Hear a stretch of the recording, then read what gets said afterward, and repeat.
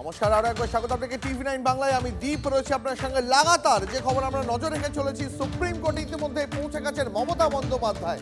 আজ এক বেনজির দৃশ্যের সাক্ষী থাকতে পারে সুপ্রিম কোর্ট। নিজের দায়ের করা মামলায় আজ নিজে সওয়াল করতে পারেন মুখ্যমন্ত্রী। কমিশন এবং রাজ্যের সিইওর বিরুদ্ধে সর্বোচ্চ আদালতে মামলা করেছেন মমতা। সেই মামলার শুনানিতে আজ নিজে সওয়াল করতে পারেন মমতা বন্দ্যোপাধ্যায়। ইতিমধ্যে সুপ্রিম কোর্ট থেকে নিরাপত্তা সংক্রান্ত ছাড়পত্র পেয়ে গেছেন তিনি। ইতিমধ্যেই তিনি সুপ্রিম কোর্টে পৌঁছেও গেছেন। আজ নির্ধারিত শুনানির সময় বেশ খানিকটা আগেই তিনি সুপ্রিম কোর্টে পৌঁছে যান। কালো শাল গায়ে মমতা বন্দ্যোপাধ্যায়কে সুপ্রিম কোর্টে দেখতে পাওয়া গেছে। আপনারা দেখতে পাচ্ছেন সেই ছবি এই মুহূর্তে। সাধারণ নাগরিক হিসাবেই আজ আদালতে সওয়াল করতে পারেন মমতা। এর আগেই তিনি ইঙ্গিত দিয়েছিলেন যে প্রয়োজন পড়লে তিনি সুপ্রিম কোর্টে মানুষের হয়ে আবেদন চালাবেন। এই ছবি আপনাদের এই মুহূর্তে দেখাচ্ছি। মমতা বন্দ্যোপাধ্যায় তিনি আজ নির্ধারিত শুনানির সময়ের বেশ খানিকটা আগেই পৌঁছে যান সুপ্রিম কোর্টে। সুপ্রিম কোর্টের লিফটে উঠেছেন মমতা বন্দ্যোপাধ্যায়। একদিকে সেই ছবি আপনাদের দেখাচ্ছি, ঠিক সকাল 10টার ছবিটা দেখাচ্ছি। 10টায় তিনি দিল্লিতে বাসভবন থেকে বেরিয়ে সুপ্রিম কোর্টের দিকে রওনা দেন। একদিকে সেই ছবি আপনাদের দেখাচ্ছি। আজ সুপ্রিম কোর্টে মমতা বন্দ্যোপাধ্যায়, রাজ্যের মুখ্যমন্ত্রী, তিনি সুপ্রিম কোর্টে যাচ্ছেন। সেই উপলক্ষে সুপ্রিম কোর্টের বাইরে আজ নিরাপত্তার কড়া চাদর মোড়া দেখাচ্ছি সেই ছবিটাও। অন্যদিকে দেখাচ্ছি সুপ্রিম কোর্টের বারান্দায় মমতা বন্দ্যোপাধ্যায়। আমরা এই মুহূর্তে সরাসরি চলে যাবো সুপ্রিম কোর্টের সামনে থেকে। আমাদের প্রতিনিধি জ্যোতির্ময় এই মুহূর্তে রয়েছেন। জ্যোতির্ময়, ঘড়িতে এখন ঠিক 11:28। কখন নাগাদ মমতা বন্দ্যোপাধ্যায়কে এজলাসে দেখা যেতে পারে?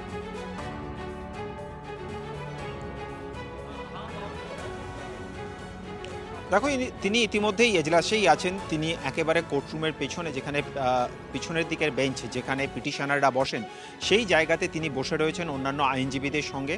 সেই ছবি আমাদের কাছে এসছে। যে বিষয়টি গুরুত্বপূর্ণ এই মুহূর্তে তা হচ্ছে মমতা বন্দ্যোপাধ্যায় তিনি সওয়াল করবেন কি না।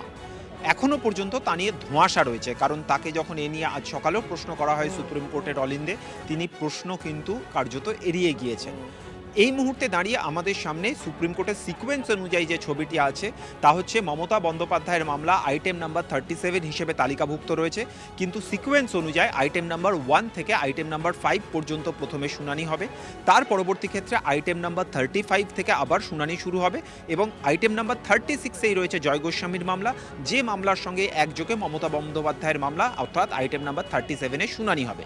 এই মুহূর্তে সুপ্রিম কোর্টে আইটেম নাম্বার 3 হিয়ারিং চলছে, অর্থাৎ আর দুটি কেস, তারপরেই সরাসরি আইটেম নাম্বার 35 এবং আইটেম নাম্বার 35 পেরিয়ে গেলেই আইটেম নাম্বার 36 শুরু হয়ে যাবে। মনে করা হচ্ছে যে আগামী আধ ঘন্টার মধ্যেই এই মামলার শুনানি শুরু হতে পারে। মমতা বন্দ্যোপাধ্যায় তার এই মুহূর্তে সওয়াল করার জন্য আইনি আর কোনো রকম বাধা নেই। তার কারণ তার নিজের মামলা তিনি নিজে দায়ের করেছেন এবং এই মুহূর্তে যেটা সবথেকে বেশি গুরুত্বপূর্ণ, যে কথা আমরা কিছুক্ষণ আগে জানাচ্ছিলাম, যে গতকাল রাতেও তিনি নতুন করে একটি ইন্টারলোকিউটরি অ্যাপ্লিকেশন ফাইল করেছেন। 3 তারিখ রাতে সেটা ফাইল হয়েছে। যে মামলা আজ তালিকাভুক্ত হয়েছে শোনার জন্য, সেই মামলা ফাইল হয়েছিল 28শে জানুয়ারি। নতুন করে তিনি একটি অ্যাপ্লিকেশন ফাইল করেছেন। নতুন সেই অ্যাপ্লিকেশনে তার আবেদন কি?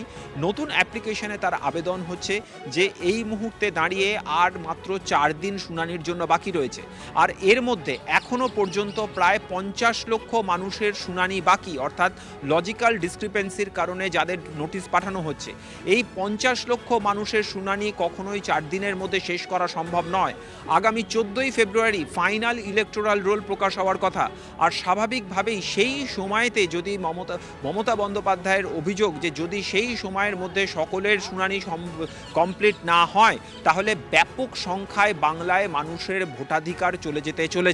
আর সেক্ষেত্রে সুপ্রিম কোর্টের কাছে তার অ্যাপ্লিকেশন, যে সুপ্রিম কোর্ট এক্ষেত্রে অর্ডার দিক, সুপ্রিম কোর্ট এক্ষেত্রে ডিরেকশন দিক, যে যাদের নাম 2002-এর ইলেকটোরাল রোলে রয়েছে এবং যাদের 2026-এ বাড়ি বাড়ি যখন গিয়েছিল বিএলওরা, তাদেরকে বাড়িতে গিয়ে পেয়েছে, তাদের নাম সুওমোটো ফাইনাল ইলেকটোরাল রোলে তুলে দেওয়া হোক।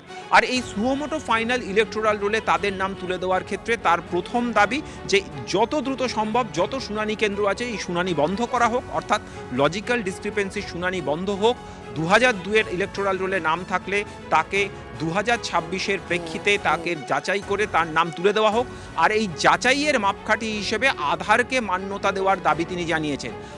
আধারের পাশাপাশি পঞ্চায়েত থেকে, মিউনিসিপ্যালিটি থেকে, অর্থাৎ ওয়েস্ট বেঙ্গলের লোকাল অ্যাডমিনিস্ট্রেশনের তরফে যে রেসিডেন্স সার্টিফিকেট ইস্যু করা হয়েছে সেই রেসিডেন্স সার্টিফিকেটকে মান্যতা দেওয়ার দাবি তিনি তার ইন্টারলোকিউটরি অ্যাপ্লিকেশনে করেছেন।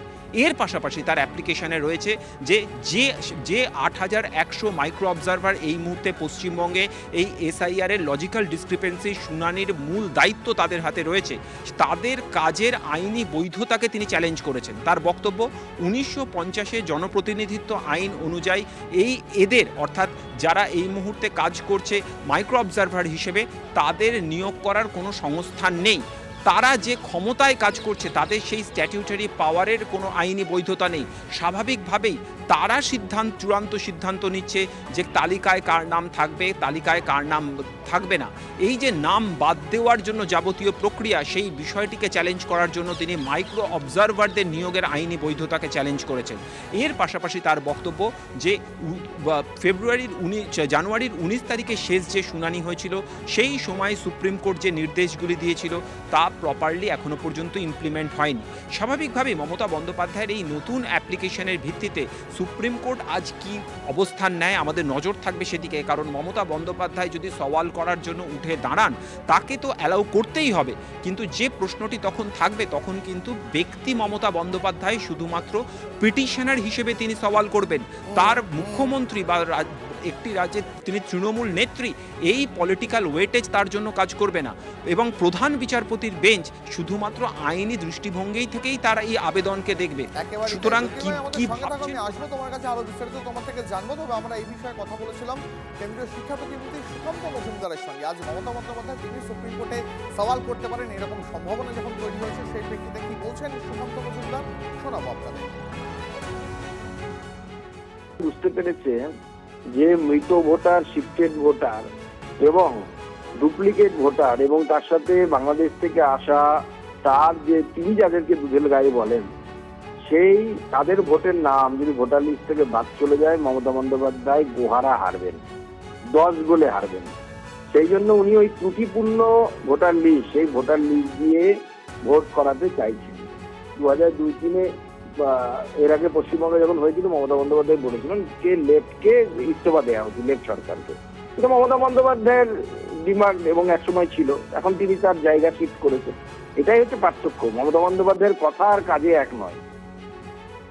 এই মুহূর্তে আমরা সরাসরি আরেকবার সুপ্রিম কোর্টে চলে যাবো, তার কারণ সুপ্রিম কোর্টে আজ আর হয়তো আধ ঘন্টার মধ্যে ছবিটা আরো স্পষ্ট হয়ে যাবে যে এজলাসে মমতা বন্দ্যোপাধ্যায়কে, মুখ্যমন্ত্রী মমতা বন্দ্যোপাধ্যায়কে, তৃণমূল সুপ্রিমো মমতা বন্দ্যোপাধ্যায়কে সওয়াল জবাব করতে দেখতে পাওয়া যাবে কিনা, সেই ছবিটা আর আধ ঘন্টার মধ্যে সম্ভবত স্পষ্ট হয়ে যেতে পারে।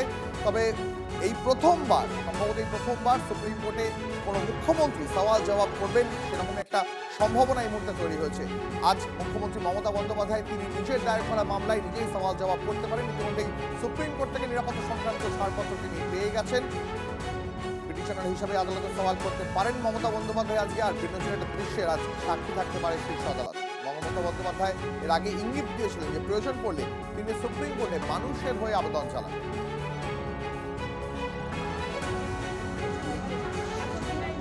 এই মুহূর্তে আপনাদের ছবি দেখাচ্ছি সুপ্রিম কোর্টে মমতা বন্দ্যোপাধ্যায়, সুপ্রিম কোর্টের করিডোরে মুখ্যমন্ত্রী মমতা বন্দ্যোপাধ্যায়।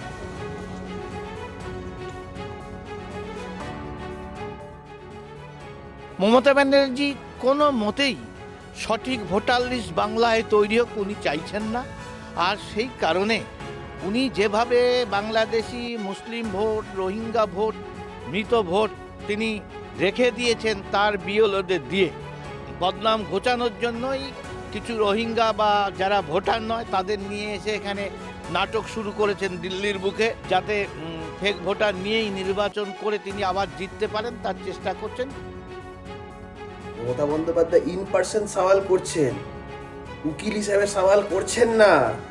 উকিল হিসাবে মমতা বন্দ্যোপাধ্যায়ের করা একটা এফিডেভিটের একটা মক্কেলকেও খুঁজে এনে দিক না।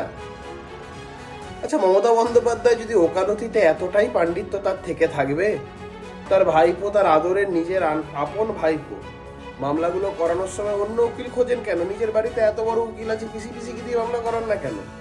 হাস্যাস্পদ পরিস্থিতি তৈরি হচ্ছে। সুপ্রিম কোর্টের জজেরা সবাই খুব একটা গুরুগম্ভীর পরিস্থিতির মধ্যে সারাদিন থাকেন। আজকে তাদের জন্য একটা কমিক রিলিফের দিন। নভেম্বর গেল, ডিসেম্বর গেল, জানুয়ারি গেল, যখন প্রায় শেষ তখন ওনার এসে মনে পড়েছে উনি এক্সিকিউটিভ হেড হিসেবে ফেল। অতএব এখন একটা কালো পোশাক করে এদিকে একটু লোক দেখানো কারবার, Mastani Banu versus Election Commission of India সেই কেসে যুক্ত হয়ে গিয়ে উনি লোক দেখাবার জন্য করছেন। আমরা চাই 2026-এ এই ড্রাফট যে ভোটার লিস্টটাও বেরিয়েছে সেই ভোটার লিস্টের ভিত্তিতে ভোটটা হোক। এই শুনানি করতে গিয়ে 12টা বাজানো হচ্ছে। যখন মানুষ বিপদে পড়েছে, মতুয়া মানুষ, তখন মুখ্যমন্ত্রী তাদের পাশে দাঁড়াননি। 25-এর ভোটার তালিকার ভিত্তিতে 26-এর ভোট হোক। সুপ্রিম কোর্টে এসআইআর মামলায় আবেদন মমতার। তথ্যে অসঙ্গতির কারণে চূড়ান্ত ভোটার তালিকায় যেন কারো নাম বাদ না যায়। নামের বানানের কারণে শুনানি নোটিশ প্রত্যাহার করা হোক। তথ্য অসঙ্গতির ক্ষেত্রে আধার কার্ডকে উপযুক্ত নথি হিসাবে ধরা হোক। সুপ্রিম কোর্টে আর্জি মুখ্যমন্ত্রী মমতা বন্দ্যোপাধ্যায়। আমি আরো একবার সরাসরি চলে যাব সুপ্রিম কোর্টের সামনে থেকে। আমাদের প্রতিনিধি জ্যোতির্ময় রয়েছেন আমাদের সঙ্গে। জ্যোতির্ময়, যেমনটা তুমি একটু আগে জানাচ্ছেন যে মমতা বন্দ্যোপাধ্যায় তিনি ইতিমধ্যে সুপ্রিম কোর্টের কাছে যে আবেদন জানিয়েছেন সেখানে তিনি বলেছেন যে তথ্যে অসঙ্গতির কারণে চূড়ান্ত ভোটার তালিকায় যাতে কারো নাম বাদ না যায় সেটাই কিন্তু এই মুহূর্তে তার কাছে সব থেকে আগে প্রায়োরিটি।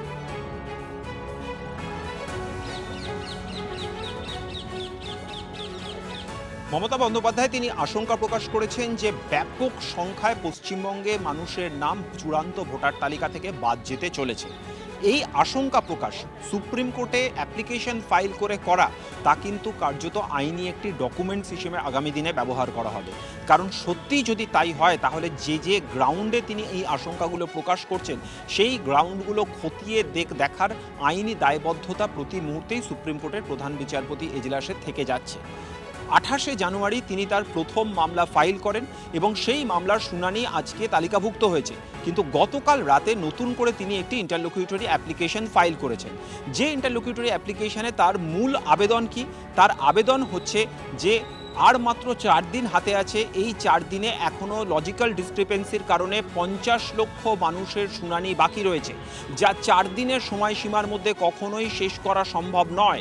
স্বাভাবিকভাবেই তাদের নাম ভোটার তালিকা থেকে বাদ যেতে চলেছে, আর তাদের নাম যাতে বাদ না যায় সেক্ষেত্রেই সুপ্রিম কোর্টকে হস্তক্ষেপ করার বা ডিরেকশন দেওয়ার আবেদন তিনি জানিয়েছেন। কি আবেদন অর্থাৎ কি ডিরেকশন তিনি চান? তার আবেদন হচ্ছে যে 2002-এর তালিকায় যাদের নাম রয়েছে এবং 2024-এ খতিয়ে দেখে যাদেরকে পাওয়া গিয়েছে তাদের নাম সুও মোটো ফাইনাল ইলেকটোরাল রোলে তুলে দেওয়া হোক। 14ই ফেব্রুয়ারি ফাইনাল ইলেকটোরাল রোল প্রকাশ হওয়ার কথা, আর সেই সময় যাতে এদের নাম থাকে সেই বিষয়টি নিশ্চিত করার জন্য আধার কার্ডকে মান্যতা দেওয়ার আবেদন তিনি জানিয়েছেন। এর পাশাপাশি তার আবেদন পঞ্চায়েত, মিউনিসিপ্যাল অফিস বা লোকাল অ্যাডমিনিস্ট্রেশনের তরফ থেকে যা শংসাপত্র ইস্যু করা হয়েছে সেই সমস্ত শংসাপত্রকে মান্যতা দেওয়া হোক এবং তার ভিত্তিতে তাদের নাম সুও মোটো একেবারে ফাইনাল ইলেকটোরাল রোলে আপডেট করে দেওয়া হোক। এক্ষেত্রে সমস্ত শুনানি কেন্দ্র বন্ধ করে দেওয়ার আবেদন তিনি জানিয়েছেন। দ্বিতীয়ত বিষয় কি, নজর থাকবে এইদিকে। তবে এই মুহূর্তে আরো একটা আপডেট জানিয়ে রাখবো দর্শকদের। মমতা বন্দ্যোপাধ্যায়ের পাশে থাকার বার্তা দিল সমাজবাদী পার্টি এবং আপ।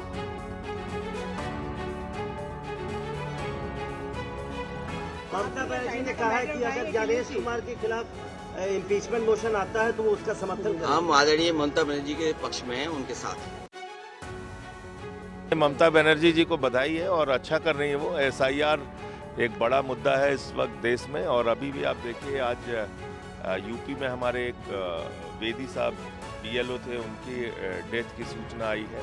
तो बीएलओज मर रहे हैं। एसआईआर में बीजेपी जो पूरे देश में घोटाला कर रही है वही बंगाल में कर रही है। এই মুহূর্তে আমাদের সঙ্গে রাজনৈতিক বিশ্লেষক শুভময় মৈত্র রয়েছেন। শুভময় দা, আজ গোটা দেশ যেদিকে তাকিয়ে রয়েছে, আজ একটা নজিরবিহীন ঘটনার সাক্ষী কি থাকতে চলেছে সুপ্রিম কোর্ট? আজ কি মমতা বন্দ্যোপাধ্যায় তিনি সুপ্রিম কোর্টের সওয়াল জবাব করবেন? এর পাশাপাশি আরও একটা যে লেটেস্ট আপডেট এই মুহূর্তে আমরা দর্শকদের জানাচ্ছিলাম যে 26-এর নির্বাচন 2025-এর যে ভোটার তালিকা রয়েছে তার ভিত্তিতে হোক। সুপ্রিম কোর্টে ইতিমধ্যেই আবেদন জানিয়েছেন মমতা বন্দ্যোপাধ্যায়। দেখুন, রাজনৈতিক চমক তো বটেই, এবং সংসদীয় গণতন্ত্রে রাজনৈতিক চমক থাকাটা তো খুব অসুবিধের কারণ নয়। কারণ সত্যিই তো যে গুরুত্বপূর্ণ চলরাশিগুলি আমাদের দেশ চলা বা রাজ্য চলার বা তার উন্নতি, অর্থাৎ শিক্ষা, স্বাস্থ্য, পরিকাঠামো, সংস্কৃতি, এই দিয়ে তো সত্যি নির্বাচনী ফলাফল নির্ধারিত হয় না। নির্ধারিত হয় অনেকটা ভাতাবাদ, যেটা পশ্চিমবঙ্গ, বিহার, মধ্যপ্রদেশ, মহারাষ্ট্র সব জায়গাতেই আমরা দেখছি, এবং রাজনৈতিক চমক এবং ধর্ম দ্বারা। ফলে সেই জায়গায় দাঁড়িয়ে আজকে রাজ্যের মুখ্যমন্ত্রী তিনি যেটি করলেন, একজন অলরাউন্ডার হিসেবেই নিজেকে দেখান। কিন্তু এই যে রাজনৈতিক চালচিত্র, তাতে তিনি তো শুধু রাজ্য শাসন করেন না, তিনি কবিতা লেখেন, তিনি গান করেন, ছবি আঁকেন, একই সঙ্গে তিনি কোর্টেও যেতে পারেন। তার এই যে সব্যসাচী গোছের বিষয়টি, সেটা বাংলার অনেক মানুষ পছন্দও করে। ফলে এই যে রাজনৈতিক চমক, একা লড়াই করে তিনি এসআইআর এবং মানুষের পাশে আছেন, এই ধরনের যে বিষয়টি উনি বলার চেষ্টা করছেন, আমার ধারণা পশ্চিমবঙ্গের রাজনীতিতে এটা প্রভাব ফেলার কথা। এবং এসআইআর এর যে বিষয়টি, সেই চলরাশিটিকে তিনি তৃণমূলের দিকে ঘুরিয়ে নিতে পেরেছেন। এবার উল্টো দিকের আলোচনাও আসতে হবে, প্রতিযুক্তির আলোচনা। সেটা হচ্ছে বিজেপি, তারা এক্স্যাক্টলি কি চায়, তারা মমতা বন্দ্যোপাধ্যায়ের সঙ্গে লড়াইকে কতটা তীব্র করতে চায়, তাদের সঙ্গে তৃণমূলের সেটিং এর প্রশ্নগুলো নিয়ে আলোচিত হবে। আর সবচেয়ে গুরুত্বপূর্ণ দাঁড়ালো কংগ্রেস সিপিএম এর কাছে, কারণ তারা তো বিজেপি বিরোধী একটা স্ট্যান্ড নিয়েছে। এবার পশ্চিমবঙ্গ এবং তার বাইরে মমতা বন্দ্যোপাধ্যায় যদি নেতৃত্ব দিয়ে দেন এই বিষয়টিতে, তাহলে তারা আলাদাভাবে কি বলে লড়াই করবেন গোটা ভারতের ক্ষেত্রে, রাজ্যের ক্ষেত্রে না হয় দুর্নীতি দুর্বৃত্তায়নের কথা বললেন, অর্থাৎ একেবারে আমাদের যে গোটা দেশের রাজনীতি, সেই রাজনীতিটাও মমতা বন্দ্যোপাধ্যায় একটা গুরুত্বপূর্ণ জায়গায় আবার পৌঁছে গেলেন। এখন অপেক্ষা প্রতিযুক্তিগুলি কি কি আসে, বিজেপি, কংগ্রেস, সিপিএম তারা কি কি বলে, এবং রাজ্যের নির্বাচনে কি এটা প্রভাব ফেলে সেটাও দেখতে হবে। কারণ নির্বাচনে মানুষের মনে খুব অল্প দিনেই কোনো একটা প্রভাব থাকে, এখনো নির্বাচন কিছুটা বাকি আছে, ফলে মানুষ এটা মনেও রাখতে পারেন, ভুলেও যেতে পারেন। একেবারে তাই। অনেক ধন্যবাদ আপনাকে।